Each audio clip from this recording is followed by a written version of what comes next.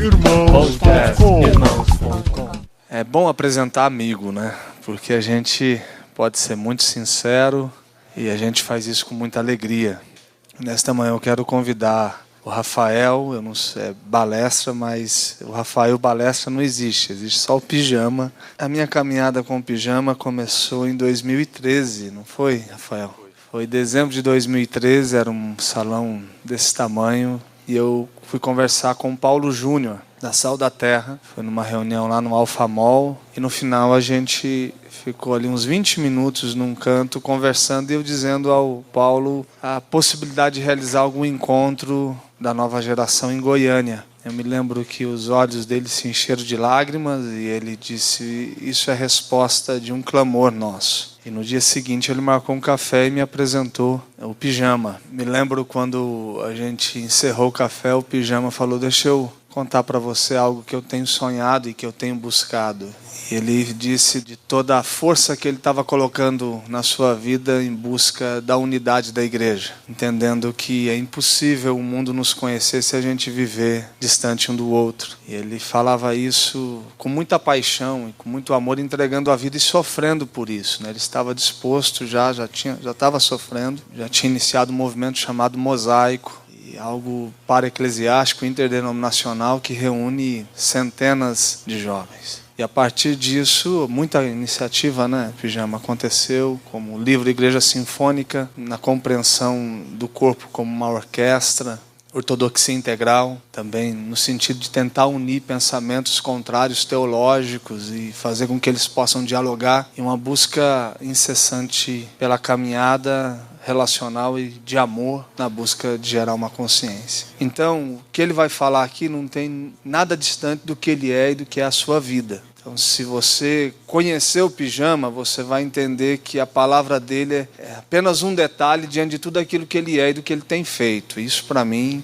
tem um peso muito grande. E eu acho que o que nos une é essa capacidade de acreditar nas pequenas relações e nos pequenos ajuntamentos. Então esse é o meu querido amigo Pijama e é um prazer recebê-lo, tá bom? Melhor do que apresentar amigo é ser apresentado por amigo, né? Então você já fica garantido, tal. Se tudo der errado, vocês ficam com a primeira introdução, né? Tá maravilhoso. Meu nome é Rafael, sou casado com a Iana, sou pai do Vitor, faço parte da Igreja Sal da Terra em Goiânia e faço parte do movimento Mosaico. E tenho muitos amigos, que é uma grande virtude assim, na minha vida, é que eu tenho grandes amigos e muitos amigos. Acho que hoje não tem um estado do Brasil que o Mosaico não tem um tipo de relação, né? E até no Acre, que muita gente acha que não existe, a gente tem amigos por lá também. Então isso é uma grande virtude, né? Sou muito grato a Deus por isso, né? Inclusive acho que não estaria aqui hoje se não fosse por causa de amizades. Então me sinto muito honrado, muito grato e é um privilégio poder compartilhar a palavra do Senhor com vocês. Depois vocês podem procurar mais assim no Facebook, no Instagram e no YouTube a respeito do Mosaico. Tem uma nota que nós escrevemos, se não me engano, no ano passado, que foi naquele tempo de muita polarização política. A gente escreveu uma nota sobre os desafios da unidade da igreja em tempos de polarização política. E lá a gente defende alguns pontos para que a gente consiga conviver bem. E aquilo ali traduz muito do que a gente crê, aquilo ali traduz muito o que é o Mosaico. E também a gente lançou no final de 2015 esse livro, nós de 2015 a gente terminou de escrever, ele foi lançado em 2016, desculpa. Que é o Igreja Sinfônica, que foi escrito por 7 amigos, lançado pela Mundo Cristão. E quando a Mundo Cristão nos procurou para a gente escrever um livro sobre a unidade da igreja, a gente falou assim, pode ser de grupo? E é igual o trabalho de escola, né? Pode ser de grupo? Aí eles falaram assim, como que é isso? E aí a gente, né, falou com eles como é que seria e eles gostaram demais. Inclusive agora saiu um livro da Reforma a várias mãos também. Não é igual o Igreja Sinfônica, porque o Igreja Sinfônica não são 7 artigos diferentes, tá, gente? O Igreja Sinfônica é um livro escrito por 7 amigos. Então isso aqui gastou muita madrugada, muito hangout. A minha esposa sabe todas as madrugadas que foram gastas aqui. E ela, inclusive, reclamava, a esposa do Marcos também. A Débora fez até publicações no Facebook, né? Em prol do horário comercial. Era um negócio assim, pra gente se reunir em horários comerciais. E então, assim, não são 7 artigos distintos. É um livro escrito por 7 amigos e foi muito bom a gente fazer. Isso afinou ainda mais a nossa amizade. Tiveram tensões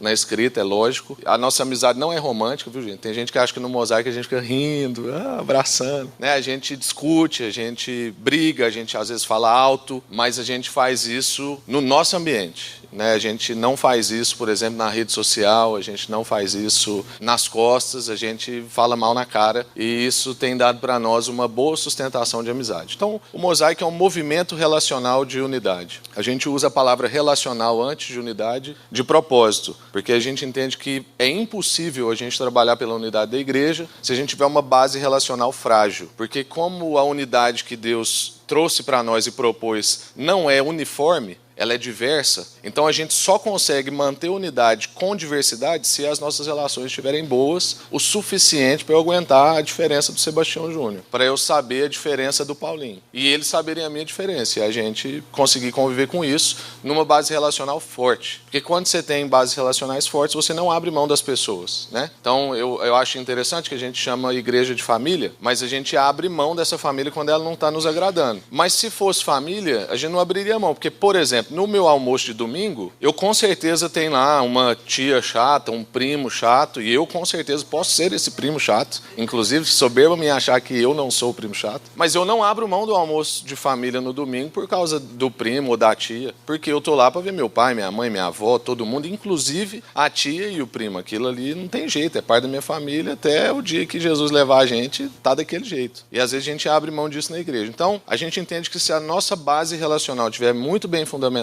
a gente vai conseguir conviver com as diversidades. E nós estamos fundados em Efésios 4, então depois se você quiser ler lá, Efésios 4, porque muita gente fala assim, mas que tipo de unidade? Vale tudo? Nem o Tim Maia deixava vale tudo, né? Então, não pode tudo. A gente está ali fundado em Efésios 4, a gente crê num só Deus e Pai de todos, a gente crê num só batismo, a gente crê num só Espírito, a gente crê numa só igreja. Quem não crê nessas coisas fica mais difícil. Não é que a gente é inimigo, mas não dá para ter unidade do Espírito com alguém que não crê, por exemplo, no Espírito, no batismo, em Deus e Pai de todos, na Trindade, na inerrância das Escrituras. Então, esse é o movimento mosaico. Eu gostaria de conversar com vocês hoje sobre cultura discipuladora. E é um assunto que queima no meu coração há algum tempo, e eu acho que tem tudo a ver com relacionamentos. Então, eu já vou antecipar, às vezes, as interrogações de o que isso tem a ver. Mas é porque eu entendo que nada mais primitivo, nada mais simplificado, como é o nosso tema aqui, né, de redescobrindo a simplicidade da missão,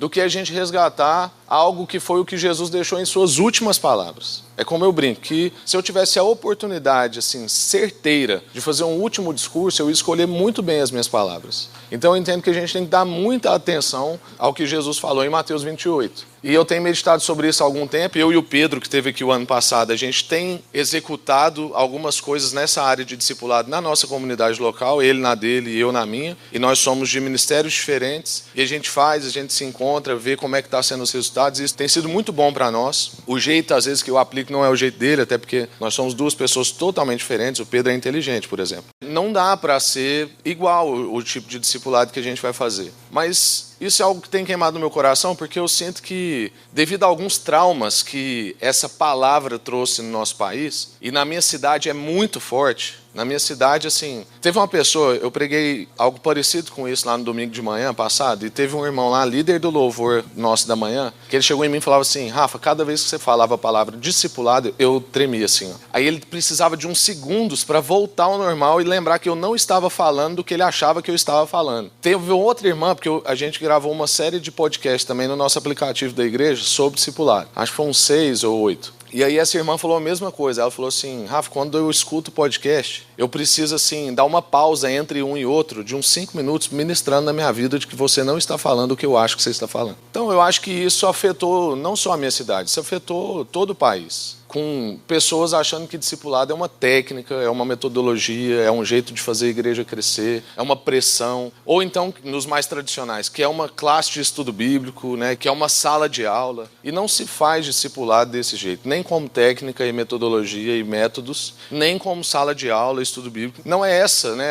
a proposta de Jesus. Inclusive, Jesus não se preocupou com isso, de deixar um jeito, e eu às vezes fico indignado com isso, né? Porque Jesus podia ter falado assim, não monta uma igreja com mais de 150 pessoas, você vai lá, o discipulado é desse jeito aqui, na hora de batizar é com muita água, ou não, é com pouca água, faz desse jeito aqui. Então ele não preocupou com essas coisas e a gente fica aí, né? Nessa discussão e tal. Então eu acho que é um assunto urgente para nós. Então a primeira coisa que eu queria reforçar com vocês, vou precisar fazer uma introdução um pouco mais longa, então eu não esqueci do texto bíblico, nós vamos chegar lá, tá? Para a gente poder assimilar o que nós estamos querendo dizer quando a gente fala sobre uma cultura discipuladora. O dicionário, por exemplo, fala para nós que uma cultura é quando você tem um conjunto de valores, um conjunto de objetivos e um conjunto de práticas que caracteriza uma comunidade ou um grupo de pessoas. Então não é só as práticas e também não é só os objetivos. Tem que envolver valores, tem que envolver objetivos, tem que envolver práticas. Aí eu estou falando de um dicionário. Mas é mais ou menos o que a gente quer trabalhar aqui, que não é só a prática, não é só o objetivo, não é só os valores, mas é que é tudo isso junto. Mas é claro, com o espírito que Jesus deixou para nós. Então, discipulado, irmãos, não é adestramento, não é um programa de igreja. A gente tem a tentação de achar que é uma técnica, mas também não é uma técnica. Também não é uma escola ou um estudo bíblico. E, como eu disse, eu entendo que Deus está conduzindo a gente até esse momento, e Deus tem falado muito comigo a respeito de discipulado. Eu percebo vários sinais disso na história. Eu vou mostrar para vocês um pouco dessa história. Por isso que eu queria que nesse momento, se você tem algum tipo de resistência, ou comigo, ou com essa palavra discipulado, ou com alguma coisa que você está com resistência hoje, que você abra seu coração, para que você peça para Deus falar ao seu coração aquilo que Ele tem para você nessa manhã. Eu creio muito na palavra de Deus e entendo que quando o salmista diz lá no Salmo 133 que no lugar da comunhão, onde a gente se encontra, é nesse lugar que Deus ordena bênção e vida para sempre. Então não menospreze esse momento aqui, o que Deus quer fazer com você nesse momento aqui. A gente teve uma série de conferências, eu não sei se você acompanha isso pela rede social, muitas falando sobre transição de geração. Isso tem sido um assunto, esse negócio de passar cajado, passar bastão, cada um usa um termo, mas muita gente preocupada. Eu lembro que lá no Missão na Índica, em Goiânia, se não me engano, em 2014, teve um fórum sobre isso e foi tenso. Eu lembro que no fórum lá a coisa esquentou. Então esse é um assunto recorrente. Nesse livro, inclusive, no Igreja Sinfônica, no primeiro capítulo que eu escrevi aqui, eu falo da experiência de um amigo que foi numa reunião da ONU. E me marcou muito o testemunho dele, porque ele não tinha nem noção, né? E o livro começa, assim, o primeiro capítulo começa com o Flávio, que é um missionário nosso que ficou na Europa 22 anos, teve um ano com a gente em Goiânia, ele fez relações internacionais, antropologia, e ele é muito envolvido nas questões da ONU, e ele foi convidado para uma reunião em Nova York, onde ia ter um representante de cada país para discussões da ONU. E aí, no testemunho dele, ele falou para mim, assim, que algumas coisas o marcaram. A primeira coisa é que cada líder de um país tinha um líder mais jovem com ele. E esse líder mais jovem não estava só para contemplar, esse líder mais jovem estava para falar. É tipo o nosso irmão aqui do Carrom, que ele não está aqui só para representar, ele está aqui conduzindo a gente. E eu fui muito abençoado pelo louvor aqui, inclusive, viu, irmãos? Vocês são uma benção. A outra coisa que ele falou que marcou foram 3 palavras, que era tradução, transição e sustentabilidade. E quando ele falou isso, o Espírito Santo falou comigo, porque eu não tenho essa capacidade intelectual de fazer essa conexão. Mas Deus falou comigo assim, esse é o problema da igreja. Tradução, transição e sustentabilidade. Eu comecei a pensar sobre isso, escrevi um monte de coisa e tal. Aí eu mostrei para meu amigo inteligente, que é o Pedro. Falei, Pedro, faz isso aqui virar inteligente. Aí ele me ajudou e tal, e ficou legal. Aí a gente até falou, vamos escrever sobre isso aqui. Então, eu entendo que Deus está trazendo a gente até esse momento. Por quê? Porque isso não é uma crise só na igreja. Isso é uma crise mundial. Quando você pega e fala que teve uma reunião da ONU com representantes de todos os países para conversar sobre esse assunto de tradução, transição e sustentabilidade, é algo que a gente precisa tomar nota e prestar atenção sobre isso e o que Deus está fazendo aqui sobre esse assunto. Porque eu entendo que como a gente está pecando na nossa capacidade de tradução, até porque uma geração hoje muda muito rápido, a gente via falando no carro, que a gente não consegue entender, né? Os meninos ficam assistindo tutorial o dia inteiro no YouTube, ao invés de assistir um filme super bem produzido, assiste alguém falando sobre alguma coisa. Ao invés de jogar videogame, assiste alguém passando um videogame de fase, né? Conheço vários adolescentes que fazem isso, pré-adolescentes e tal. YouTubers, influencers, né? Que falam sobre coisas fúteis, algumas coisas interessantes, mas assim, que às vezes não faz sentido de ter tanto seguidor, assim, uma coisa parece que não tem muito a ver com a outra. E isso mostra para nós a nossa capacidade de tradução. Então, o fato de eu ter dificuldade para entender isso já mostra uma diferença geracional. Há pouco tempo atrás diziam que uma geração muda a cada 7 anos. Eu acho que agora já encurtou. Mas 7 anos também é muito pouco. Você pensa uma geração que muda completamente a cada 7 anos. Quando eu nasci ainda não existia celular. O celular passou a existir quando eu era criança, mas eu já existia. O meu filho não. O meu filho, com 1 ano de idade, ele sabe selecionar o vídeo que ele quer. Ele não fala uma palavra, só fala papai e mamãe, ele encontra o vídeo que ele quer. Então a gente percebe que há um desafio na tradução. Quando eu quero me comunicar com um adolescente, com um jovem 7, 10 anos mais novo que eu, há um desafio, eu tenho que fazer um esforço para me comunicar. Só que a gente tem preguiça disso. E aí, na preguiça da tradução, eu comprometo também a transição, porque eu crio uma indisposição na geração. Então, se a gente tem aqui o nosso irmão do Carrom, e a gente não tem paciência com ele, e ele não tem paciência com a gente, ele não está aqui hoje. Porque aí a gente pecou na tradução e isso comprometeu a transição. Quando eu comprometo a transição, eu acabo com a sustentabilidade, porque eu não consigo fazer processos sustentáveis. A gente está tão viciado em viabilidade que a gente compromete a sustentabilidade. Então, como está todo mundo pensando em se viabilizar, né, um dono de uma construtora, ele não está, às vezes, tá, gente? Não é todo dono de construtora. Mas talvez ele não está tão preocupado com o bisneto dele, como que o bisneto dele vai sobreviver com tanto desmatamento. Ele está preocupado em como é que a empresa dele vai sobreviver e ele vai enriquecer e aquele povo vai morar bem naquele momento. Então ele vai lá, desmata, arruma, passa concreto em tudo. E isso não é um problema, a gente precisa morar. Vocês estão entendendo o que eu estou falando aqui, né? Não estou estabelecendo uma crítica pontual. Eu estou dizendo que o nosso vício pela viabilidade está deixando a gente comprometido na área da sustentabilidade. A gente vai falar com um líder de mega igreja, o Sebastião Júnior já deve ter vivido isso, o Cacau já deve ter visto isso, o Paulinho já deve ter visto isso. Aí você fala com um cara assim, como é que está lá seu trabalho de transição, como é que está a formação de liderança, quem que é o próximo e tal. Aí ele fala que é fulano, mas aí ele apresenta às vezes uma dificuldade, que fulano não corresponde bem e tal. E aí no final ele solta a frase que ele não deveria, que ele fala assim, não, mas eu também construí isso aqui tudo sozinho, o próximo que vier depois se vira. Eu já ouvi isso, não só de um líder.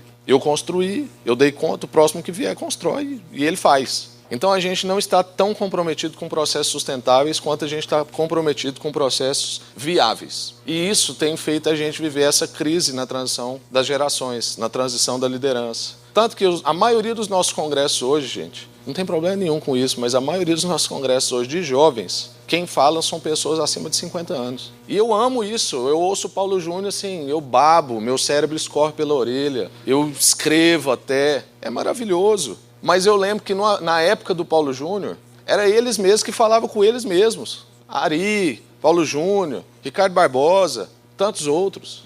E a gente parece que está vivendo uma crise nessa área. E a gente precisa estar atento sobre isso. Tem um vídeo no YouTube muito bom de vocês assistirem, não dá tempo de eu passar aqui, que é do Darren Patrick. Ele escreveu um livro que chama O Plantador. Depois você procura lá, Darren Patrick, O Plantador, tem legenda, tudo, é um videozinho de uns 5 minutos. E é o Darren Patrick dentro de uma igreja que virou um museu. E ele vai falar sobre o problema da transição de gerações que tem feito igrejas virarem museus. Isso já aconteceu na Europa, é um fato. Tem acontecido nos Estados Unidos e aqui as coisas correm numa velocidade assustadora. E se a gente não tomar cuidado, isso vai acontecer com a gente. Mas isso também não acontece só na época contemporânea. Se você pegar lá Antigo Testamento, você vai ver lá Moisés, passou para Josué e Caleb e depois o caos, porque não houve transição de gerações. Ficou estabelecendo juízes, até Deus mostrar que ele queria construir mesmo, era uma família, estabeleceu um rei, lembrou o pessoal da aliança com Abraão e nós estamos nisso até hoje, graças a Deus. E Jesus é a mesma coisa, veio para estabelecer uma família que somos nós, a igreja. Então, gente, se a gente não tomar cuidado, a gente vai acontecer o mesmo processo de Moisés, Josué e Caleb e o caos. Porque às vezes a gente faz uma transição, mas a gente não ensina pessoas a fazerem tradução e transição. 2 Timóteo, encontre homens fiéis capazes de instruir a outros. Esse é o processo. O que eu fiz com você, faça com outras pessoas. Eu não sei se você sabe, mas tem pesquisas feitas nos Estados Unidos e na Suécia que mostram, por exemplo, nos Estados Unidos, várias regiões com 40% a 50% da população morando sozinha. Na Suécia, sobe para 60%.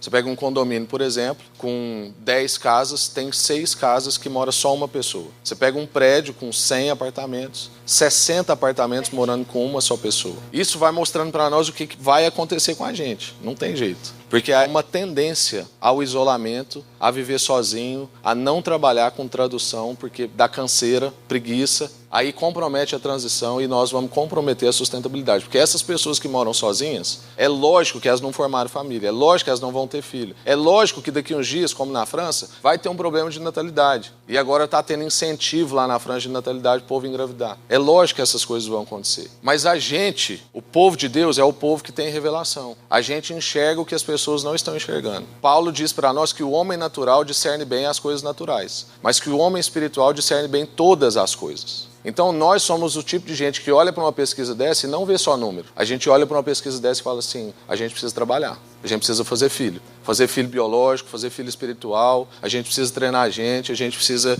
caminhar com gente, a gente precisa fazer a família, a gente precisa resgatar o que Jesus mandou a gente fazer.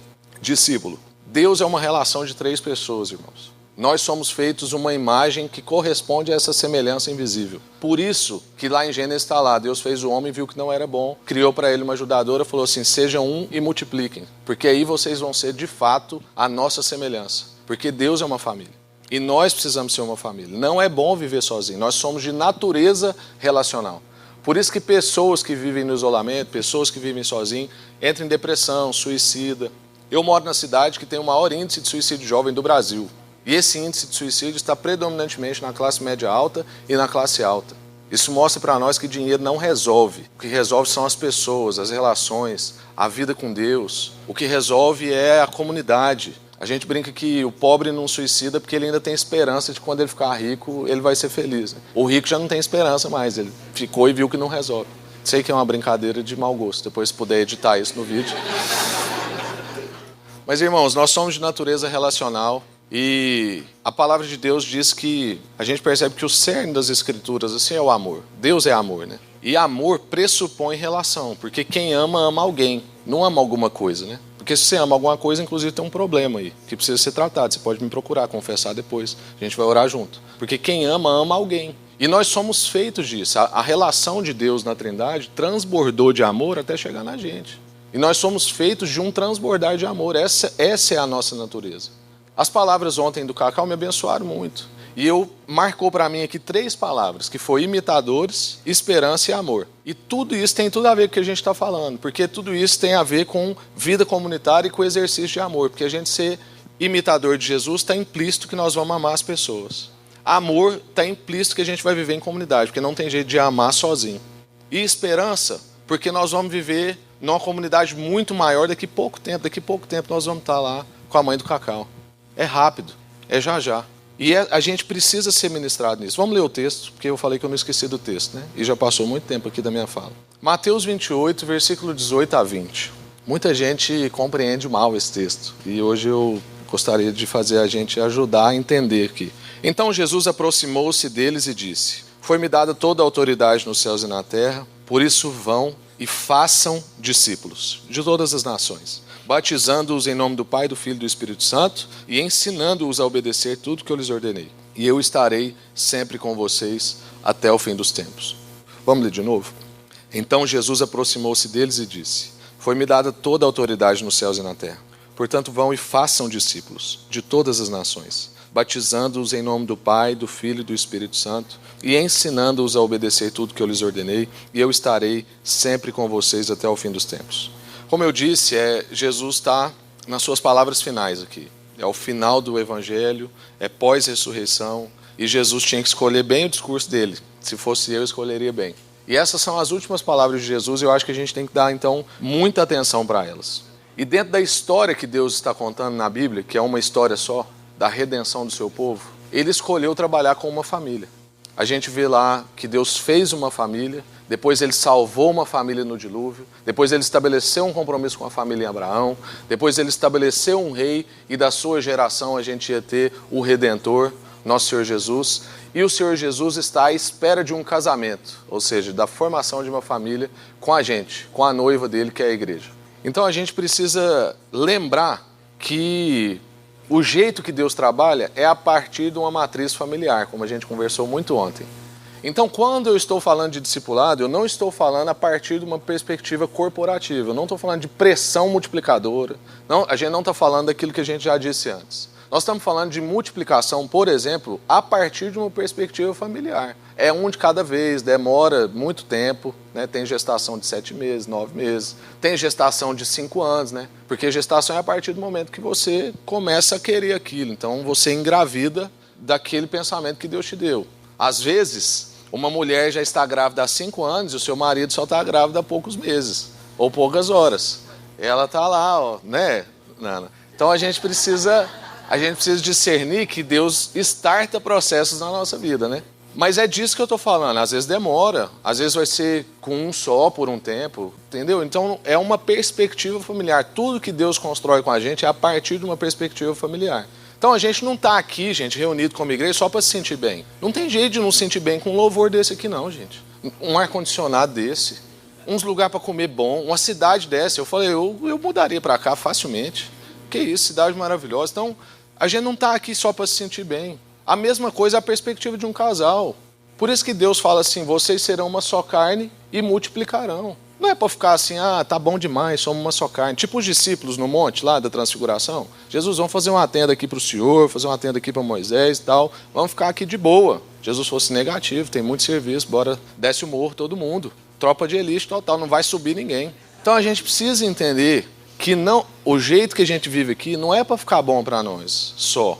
Não é um jeito egoísta. Eu encontrei minha igreja, eu estou bem. Já viu que às vezes a gente acha até ruim quando alguém interrompe a gente no louvor. Fulano está me atrapalhando. O cara quer orar com você, mas a gente verticalizou tanto a relação e individualizou tanto os processos de Deus que a gente não consegue desfrutar mais dessa vida comunitária. A criança grita no culto e a gente fica nervoso. Poxa, uma criança gritar no culto é um sinal patente, evidente, de que a gente está em família naquele lugar. A criança ajuda a gente a lembrar que nós somos uma família e não uma empresa de palestra que todo mundo senta, fica em silêncio e ok. A gente precisa lembrar que a igreja, então, é uma questão de matriz familiar.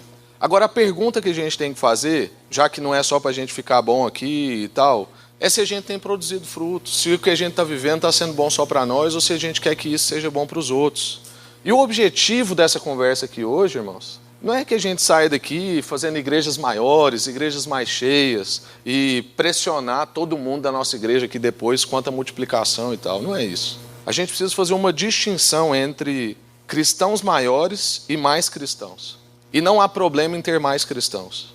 O problema é que o fato da gente não ter cristãos maiores está comprometendo a gente a ter mais cristãos. Porque a gente está tão focado em ter mais cristãos que a gente está infantilizando a vida cristã, como a gente falou ontem. De muitos irmãos que são crentes há muito tempo, mas são infantis. Se o culto não está na temperatura que ele quer, o volume de som que ele quer, a pregação do jeito que ele queria, a igreja ficou ruim. Isso é um crente imaturo. Isso é o fato de a gente estar focando em mais cristãos e não em fazer cristãos maiores. E a gente trabalha com cristãos maiores trabalhando discipulado, que é ensinar as pessoas a serem imitadoras de Jesus, como o Cacau falou ontem. Não é fazer meu discípulo, é fazer discípulo de Jesus, né? Porque também tem isso, né? De gente que, eu entendi o discipulado. Aí você vai lá, as copiazinhas do cara, e o cara só dá um passo se consultar o seu líder. Não é disso que a gente está falando. Fazer discípulos de Jesus. Nosso objetivo, então, é que a gente seja cristãos maiores. E a afirmação desse texto que a gente leu, principal, é façam discípulos. E esse texto foi cooptado, às vezes por agências missionárias ou ministérios de missões, e eu estou aqui no Ministério de Missões, né? Não recebam isso, né, como uma crítica, não é isso. É normal a gente fazer isso, né? E por muito tempo, eu nasci numa igreja batista e fiquei lá há muitos anos, e a igreja batista é muito forte em missões, né? E por muito tempo eu ouvi pregação nesse texto, já ouvi centenas, eu acho, e sempre no id. Ide. Mas o principal verbo desse texto, a principal atenção desse texto é façam discípulos. E eu não preciso nem citar o grego aqui para ajudar. É só a gente repetir o texto. Jesus aproximou-se deles. Deles quem? Os discípulos, né? E falou para ele, ide por todo mundo e façam discípulos, né? Fazendo o quê? Batizando quem, né? Discípulos. Ensinando quem? Discípulos. E eu estarei com quem até o fim dos tempos? Com os discípulos. Então, com esse tanto de repetição, não preciso dizer que esse texto fala sobre discipulado. É Jesus falando para as pessoas, façam discípulos. Mas aí, como que é esse discípulo? São as 3 breves coisas que eu queria que a gente aprendesse aqui. A gente vai fazer esses discípulos, então, indo, que é o que Jesus fala, que é no caminho. O Espírito de Deus é movimento. Lá em Gênesis a gente vê que o Espírito pairava sobre a terra, quando ainda não tinha nada. O salmista vai dizer que o Espírito, ninguém sabe de onde que ele vem, nem para onde que ele vai. Ou seja, ele está o tempo todo se movimentando. Então, quando a gente está pleno do Espírito, não tem jeito da gente ficar paradinho. Não tem jeito da gente verticalizar a nossa relação com Deus e excluir quem está aqui. Não tem jeito da gente ficar só no nosso lugar de comodismo, com louvor bom e tal. Não tem jeito, o Espírito movimenta em nós. Qualquer cristão que você vê que está muito paradinho, ele está com uma crise. A gente precisa ajudá-lo. Ele sopra para onde quer, ninguém sabe de onde que ele vem nem para onde que ele vai. Então, o discipulado começa no vinde de Jesus. Lembra lá no início do Evangelho? Ele falou assim, venham e eu vos farei pescadores de homens. Mas o discipulado desemboca no ide de Jesus. Então, venham para ir. Ou seja, estejam em movimento o tempo todo. Venham e vão, venham e vão. É basicamente o que a gente tinha que fazer no domingo. Quantos aqui sabem que domingo é o primeiro dia da semana? A gente pensa pouco sobre isso, né? Por isso que muita gente tem uma vida de segunda, porque aí a vida dele começa na segunda-feira. Por que é bom a gente reunir do domingo, que é o primeiro dia da semana? Porque é um sinal de que nós estamos buscando de Deus revelação para iniciar a nossa semana. Então eu começo uma semana de primeira, eu começo uma semana buscando a revelação de Deus. Esse é o movimento. Por isso que a gente vai encontrar com os irmãos no domingo, não precisa ser só no domingo, mas a gente vai encontrar com os irmãos no domingo e depois a gente vai ser esse irmão na semana. Porque eu busco revelação para isso e isso estabelece na minha vida um movimento. Onde eu tenho orações individuais, depois eu tenho orações de grupo, depois eu tenho meditações nas Escrituras, e isso é uma movimentação na nossa vida. Então esse indo aqui que Jesus está falando é no caminho, é na totalidade da vida, aonde você for, o que você fizer, é na indústria, é na empresa, é na escola, na universidade, em todos os lugares, façam discípulos. É isso que Jesus está falando para nós aqui, é em todas as esferas da nossa vida, como diz o Abraham Kuyper, que não há nem um centímetro quadrado sequer da sua existência, da existência de qualquer pessoa, ou da totalidade da criação, em que Cristo não coloque o pé e confisque aquilo para ele, diga, isso é meu. Então Deus tem algo a dizer sobre a nossa profissão, sobre o curso que a gente faz, sobre a indústria que a gente trabalha, sobre o jeito que a gente trata a nossa esposa, sobre o tom de voz que a gente fala com os nossos filhos. E infelizmente parece que a gente é um ateu durante a semana, e isso tem dificultado a gente também a ser discípulo e fazer discípulo, porque a gente é crente de domingo. Quisera alguns filhos aqui ter o tom de voz dos seus pais do almoço de domingo na semana. Parece que o pai fica possesso, né? Ainda bem que é do Espírito Santo. No domingo, e aí ele tem um tom de voz com a esposa, né, com a criança e tal. Mas já na segunda ou na terça-feira o Espírito sai. E tomara que não entre outro. Misericórdia, a gente vive como se Deus não tivesse nada para falar sobre o nosso tom de voz, sobre a forma com que a gente paga os nossos impostos, a forma com que eu trato meu patrão ou a forma com que eu vou gerir a minha empresa. Então a bênção, irmãos, não fica na pessoa. A bênção foi feita para ser passada. Isso é amor. Quando a gente descobre alguma coisa boa na nossa vida, a gente quer compartilhar isso com as pessoas. A gente faz isso com filme, a gente faz isso com carro, a gente faz isso com roupa, mas parece que a gente tem uma dificuldade de fazer isso com o Evangelho. Talvez porque você ainda não entendeu que o Evangelho é bom demais. Tem cristãos que eu encontro que eu acho que ele ainda não entendeu o quanto o Evangelho é bom. Porque eu vejo cristãos influencers, por exemplo, né, no Insta Stories, recomendando roupas, recomendando músicas, recomendando carros, viagens, mas eu vejo poucos recomendando o Evangelho. E eu não estou falando aqui de falar crentez. Eu não estou falando aqui da gente estabelecer 4 leis espirituais no nosso Insta Stories. Pode ser também, mas não é só disso que eu estou falando. Estou falando disso na totalidade da vida. A forma com que eu me expresso é uma forma que transborda esse amor. Então a cultura discipuladora envolve ir na direção de uma outra pessoa, repartir com ela, cuidar dela, compartilhar com ela. Vida, não técnica, não só conteúdo. Vida. A segunda coisa que Jesus fala é que a gente vai fazer discípulo batizando. Então a gente faz discípulo indo, aí no caminho a gente também vai batizando as pessoas. E às vezes quando a gente lê esse texto aqui, a gente pensa logo num aspecto mais institucional. Então eu tenho que ir fazer discípulo, aí eu tenho que marcar o dia lá na minha igreja, mergulhar as pessoas na água. Ou se você é de uma outra vertente, você joga uma aguinha, né? Ou então se você é mais radical, você dá uma borrifadinha. É tudo bíblico, as 3 estão na Bíblia, viu, gente? Mas a gente só pensa às vezes desse jeito. Mas o que Jesus está querendo dizer aqui para nós é mais do que isso. O que Jesus está querendo dizer para nós é que nesse caminho a gente vai ajudar as pessoas a ter experiência com a Trindade. É basicamente o seguinte, façam discípulos da seguinte maneira, mergulha eles na Trindade. Mostra para eles o Pai, mostra para eles o Filho, mostra para eles o Espírito. Ou seja, mostra para eles o amor, mostra para eles a graça, mostra para eles o consolo e as consolações. Não é assim que a gente ora, a oração sacerdotal, o amor do Pai, a graça maravilhosa do Filho e as consolações do Espírito. Dá experiência para essas pessoas com isso. Mostra para ela que, independente da qualidade paterna que ela teve, independente se o pai dela é um boçal ou se o pai dela é excelente, existe um pai que é uma referência na nossa vida. Ensina para essa pessoa o que é um pai de verdade. Ensina para essa pessoa o que é ser um filho de verdade. E também o que esse filho traz para nós, que é uma adoção imerecida. Dá para a pessoa essas experiências com o Senhor Jesus. E mostra para essa pessoa que ela não está sozinha. Jesus não nos deixou órfãos. Ele é socorro bem presente na angústia. Ele é consolo para nós. Jesus falou assim, não precisa ficar preocupado. Lá em João, uma das passagens mais bonitas, João 13, 14, 15. A despedida de Jesus. Pensa, o cara que resolvia tudo. Você quer andar em cima da água, tem jeito com Jesus. Você quer que a tempestade pare, tem jeito com Jesus. Você não anda e quer andar, tem jeito. Você não enxerga e quer enxergar, tem jeito. Você quer comer um x-tudo e só tem pizza, ele faz a pizza virar x-tudo. O cara que resolvia tudo está indo embora. E Jesus fala assim, não se preocupe. Eu vou deixar um consolador para vocês e ele vai testificar no coração de vocês que vocês são filhos. Quando Jesus fala para a gente ir nesse caminho fazendo discípulos, batizar as pessoas, é isso. É para a gente dar para as pessoas experiências com a Trindade. É para a gente ajudar as pessoas a conhecer o verdadeiro Pai delas. A conhecer aquele que não é só mediador entre nós e Deus, mas que é mediador entre homens e homens, homens e mulheres, mulheres e mulheres. Por isso que quando eu vou relacionar com uma mulher, lembrando que Cristo é nosso mediador, não há problema. Porque se Cristo é meu mediador entre eu e a mulher, ele vai traçar o meu olhar, ele vai traçar meu tom de voz, ele vai ditar meus pensamentos. Porque eu não estou relacionando com aquela mulher na perspectiva de que não há um mediador entre nós. Isso vai ajudar a gente nas relações. Homens com homens, homens com mulheres, adultos com crianças. Cristo é o mediador nas nossas relações. E é isso aqui que Jesus está falando para nós. Que a gente deve trazer para as pessoas esse tipo de experiência. Então, seria falta de amor, irmãos. Se a gente conhecesse a vida eterna, a salvação, a relação de amor com a Trindade, e a gente não compartilhasse isso com as pessoas.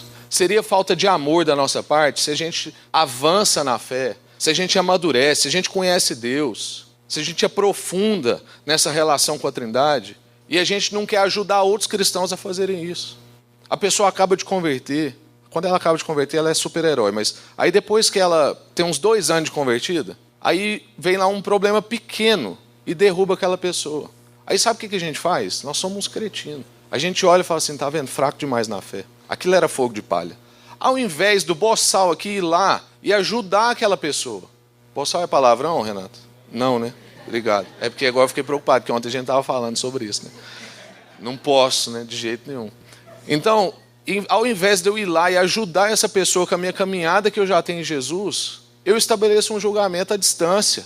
Isso mostra para nós a nossa preguiça de tradução, que compromete a transição e que está comprometendo a sustentabilidade dos processos. O batismo é um ato testemunhal, gente. É isso que Jesus está falando para nós. Não só para a pessoa, entendeu? Quando a gente vai mergulhar as pessoas na Trindade, ou seja, trazer para elas uma experiência com a Trindade, não é só ela que vai ser abençoada, as pessoas em volta dela vão ser abençoadas por causa da experiência dela. Eu já vi pessoas se converterem em culto de batismo na minha igreja. Já vi gente decidindo se batizar na hora do batismo. Fala assim, eu quero batizar também. Tem como? A gente falou assim, tem, mergulha primeiro, depois a gente faz a salinha com você. Porque é um ato testemunhal forte.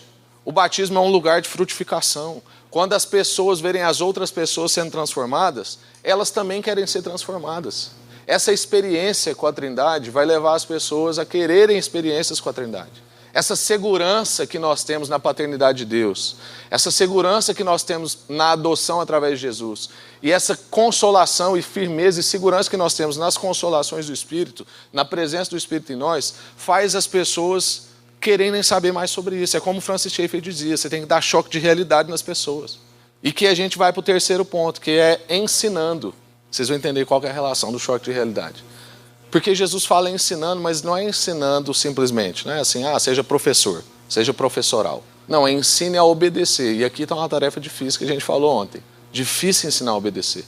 As pessoas não querem mais obedecer, porque obediência pressupõe verdade. E como hoje em dia não há verdade, a gente vive no tempo da pós-verdade, como dizem os inteligentes, eu aprendo essas coisas com meus amigos, gente. Todas as palavras legais que vocês me escutam falando aqui, eu já ouvi ou do Pedro, ou do Leopoldo, desse pessoal inteligente aí que a gente anda, o Marcos Almeida e tal. Então, quando a gente vai falar de ensinar a obedecer, a gente tem que assimilar que as Escrituras são a verdade. Porque Jesus fala, ensina a obedecer tudo que eu lhes ordenei. Tudo que Jesus ordenou está nas Escrituras. Então, vou te ensinar. Você fala para a pessoa em relação à verdade e tal, a pessoa fala assim, não, mas verdade não existe. Verdade absoluta não existe. Aí você fala assim, você tem certeza absoluta disso? Aí você deu um choque de realidade nela, é o que o Schaeffer falava. Eu sei que não é tão simples assim, mas o que Jesus está falando para nós é que a gente gaste tempo, porque ensinar requer tempo. É que a gente invista na vida das pessoas, é que a gente seja persistente no ensino, na transmissão, é que a gente faça investimento em pessoas. Ensinar requer investimento. Todo mundo que ensina sabe que depois que você sai, por exemplo, eu saio de uma administração dessa aqui, dá uma baixa, dá um esgotamento, porque a gente passa, é mais do que conteúdo, a gente passa a gente. É energia, é o tempo que a gente gasta de madrugada orando, é o tempo que a gente gasta lendo, é uma entrega. E é isso que Jesus está falando. Mas não é algo conteudista, porque não foi isso que Jesus fez. E aí ele vai falar então sobre ensinar a obediência, que é um desafio, porque além da gente viver no tempo da pós-verdade, a gente vive no tempo do eu quero ou eu não quero. As nossas relações não têm mais valor. Os pactos deram lugares a contratos. E eu simplesmente tenho vontade ou não tenho vontade, eu sinto ou eu não sinto. Praticamente nossa relação com Deus ela é assim, né? Se eu sinto, eu estou bem com Deus. E se eu estou bem com Deus, eu sinto. E se eu sinto, eu estou bem com Deus. E se eu estou bem com Deus, eu sinto. Aí se eu vou num culto que eu não arrepio, estou mal com Deus. Aí eu conserto isso, aí eu sinto, aí eu estou bem com Deus. Aí eu estou bem com Deus, aí eu sinto. Então, a gente fica praticamente nesse negócio assim, que pode mudar a qualquer momento. Na minha cidade, eu acabei de passar uma tragédia, não sei se vocês sabem, de um pré-adolescente, um menino de 12 anos, que matou uma menina de 14 anos. A facadas, várias facadas. E aí, quando foram interrogar o menino, pegaram ele, né, e aí perguntou para ele, por que você fez isso? Ele falou assim, porque eu quis, porque eu estava com vontade. Na verdade, eu queria ter matado mais uma pessoa, mas não deu tempo. 12 anos. Esse menino aprendeu que o que ele tem vontade, ele pode fazer. E é isso que o sistema está ensinando para nós. Se você tem vontade de ser homem, seja, mas se você não tem, também não precisa. Se você tem vontade de ter filho, tenha, mas se você não tem, também não precisa. Se você tem vontade de amar as pessoas, ama, mas se você não tem vontade também, vive sozinho. Vai lá para a Suécia, 60% da população vivendo isoladamente. E a gente acha que o sistema é inofensivo. O cristão, às vezes, ele é um pouco ingênuo. As pessoas estão doutrinando a gente. Hollywood é doutrinação, novela é doutrinação. Aquilo estabelece padrões para nós. Começa devagarzinho, começa com pegar na mão. Há uns anos atrás. Aí agora já tem relação sexual na novela das 8 quase.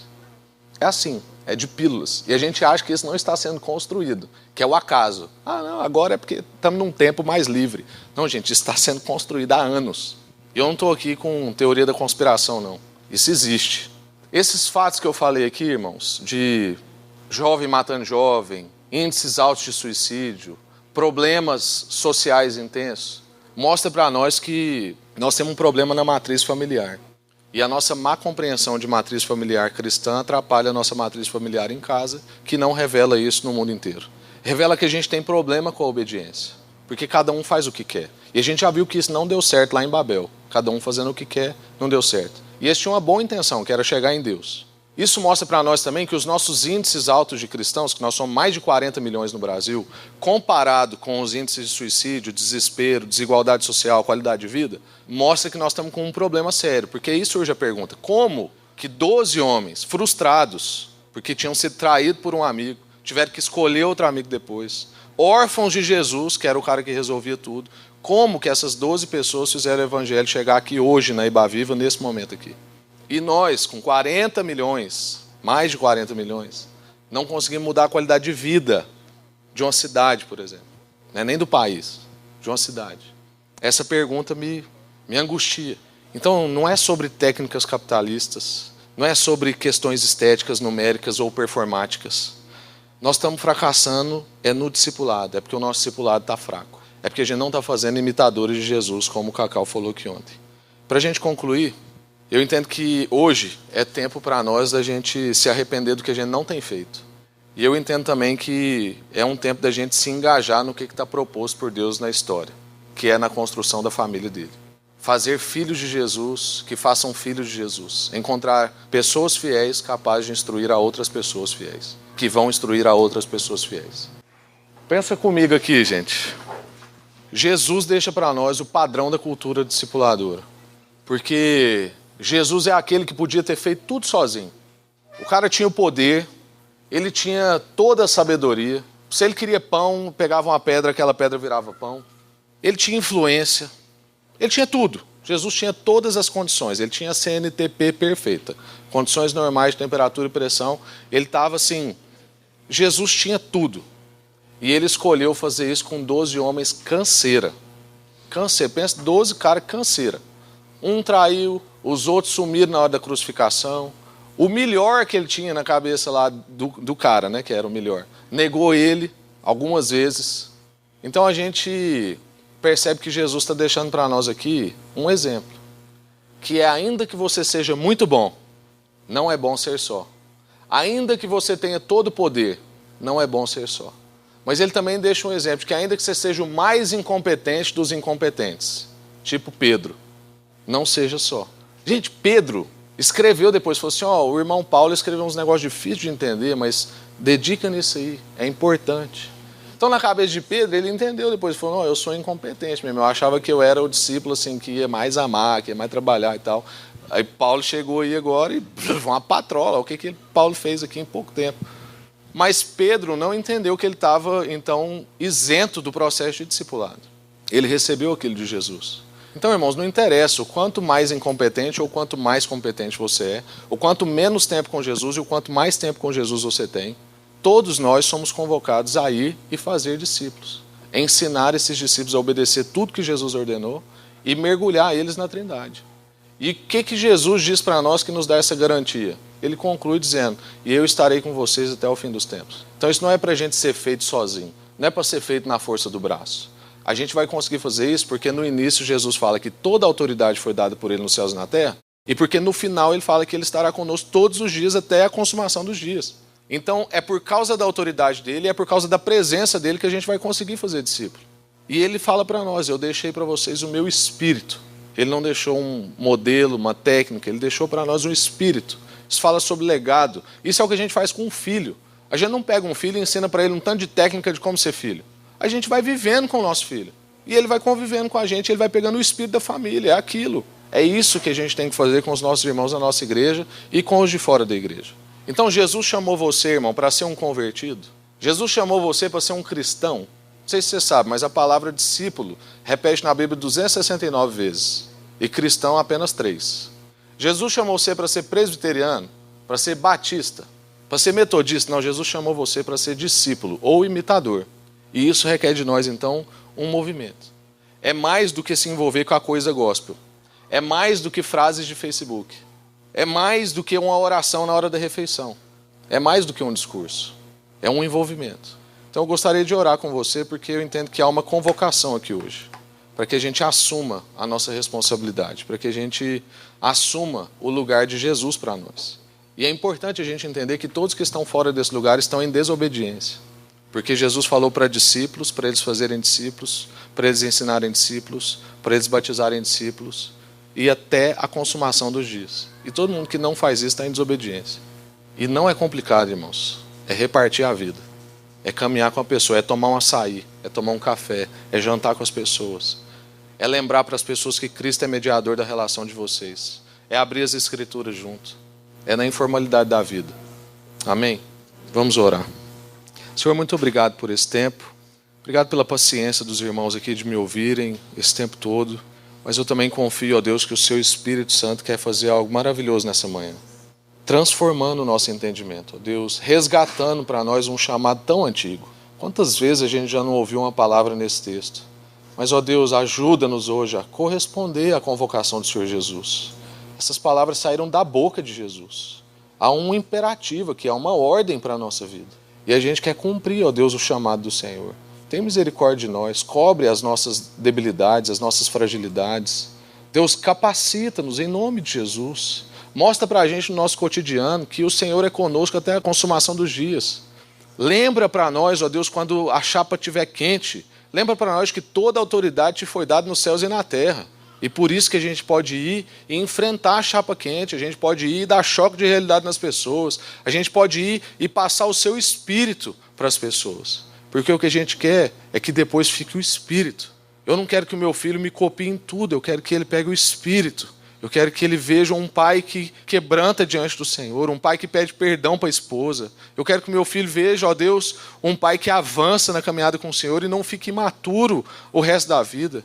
E é isso que a gente quer também com os nossos filhos espirituais, é isso que a gente quer na vida da igreja, que um olhe para o outro, saiba de todas as fragilidades que o outro tem, todas as debilidades que ele tem, mas não fica brincando ali no parque de diversões da debilidade do outro. A gente quer que um olhe para o outro, ó Deus, e a despeito de toda fragilidade e dificuldade, fala assim, fulano está avançando em Jesus. Fulano está conhecendo melhor. Fulano já não reage mais do jeito que ele reagia um ano atrás. Fulano está caminhando comigo. Fulano vai lá em casa. Ele tem um temperamento difícil, mas ele não é mau caráter. Fulano vai lá em casa e a gente come, fala da vida. Que a gente consiga fazer isso na nossa igreja. Que a gente consiga fazer isso com os nossos amigos de universidade, amigos de trabalho. Que a gente, ó Deus, consiga viver desse jeito. Que o nosso indo seja mesmo pelo todo o caminho da nossa vida. Em nome de Jesus, batiza-nos nessa manhã, ó Deus, com convicção. Renova nessa manhã na nossa vida, ó Deus, a fé, para que a gente continue crendo, ó Deus, que foi isso que o Senhor pediu para nós e que o Senhor há de nos capacitar nessa tarefa. E que a gente possa passar o legado da fé para as próximas gerações e insistir, ó Deus, na tradução, na transição e na sustentabilidade. Em nome de Jesus e para a sua glória. Pai. Amém. Obrigado, irmãos.